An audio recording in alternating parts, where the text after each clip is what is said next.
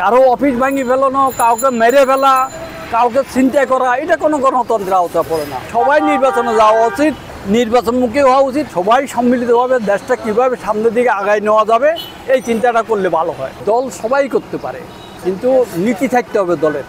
এক, 2 নম্বর হলো কারোর কোনো অফিস আদালত পড়া, কোনো সরকারি প্রতিষ্ঠান ভাঙচুর করা, পড়া নষ্ট করা, এটা আমি চাই না। আমার ব্যক্তিগত মতে যেই কোনো লোক নির্বাচন করতে পারে, দলে আসতে পারে, মারামারি, সংঘাত, হানাহানি, এটা আমরা চাই না। আমরা চাই এ দেশের লোক সবাই ভালো থাকুক এবং দ্রব্যমূল্যের দামটা একটু কমাই দেব। আমরা গরিব মানুষ এটাই চাই, আমাদের আর অন্য কিছু চাওয়া পাওয়ার নাই। নির্বাচন সবাই করুক, যার যার অধিকার আছে। এই যে নাগরিক, আমিও নির্বাচন করতে পারি।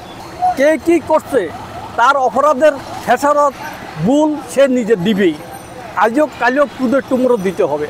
অতএব বর্তমান প্রেক্ষাপটে সবাই সম্মিলিতভাবে দেশটা কীভাবে সামনের দিকে আগায় নেওয়া যাবে এই চিন্তাটা করলে ভালো হয়। আসলে গণতন্ত্রের যেটা বিগত দিনে ছিল এটা সবাই জানে, এটা নিয়ে আমি আর বলতে রাজি না। বর্তমান যেভাবে কথাগুলো বলতেছে এটা যদি বাস্তবায়ন করা হয় তাহলে আমার মনে হয় ভালো হবে। কারো অফিস ভাঙি ফেলানো, কাউকে মেরে ফেলা, কাউকে ছিনতাই করা, এটা কোনো গণতন্ত্রের আওতা পড়ে না। আমরা ইসলাম ধর্মের লোক, সবাই এটা বিশ্বাসী। সুতরাং ইসলাম কখনো বলে না কাউকে মেরে ফেলো।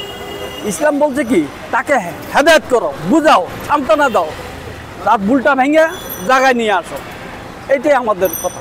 কেন্দ্রীয় অফিসে প্রধান কেন্দ্রীয় নেতারা এটা নিয়ে মন্তব্য করতে পারে। আমার ব্যক্তিগত মতামতে একটাই, সবাই নির্বাচনে যাওয়া উচিত, নির্বাচনমুখী হওয়া উচিত। কোনো মারামারি, সংঘাত আমরা চাই না। আমি এক কথাই বলি।